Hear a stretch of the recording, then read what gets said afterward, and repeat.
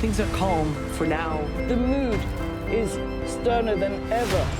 I want this war stop. I want to go home.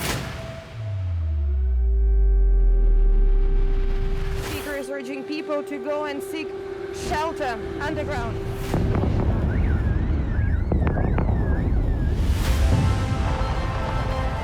I don't know what day is it today. Is it Monday, Sunday? But I do know that this is day 5. They say that it's the only way for Russia to defend itself. The situation for these people is desperate. We saw almost exclusively women and children. There have been fire exchanges and explosions in that neighborhood. This is the feeling. This is the new reality that people all over Ukraine are living.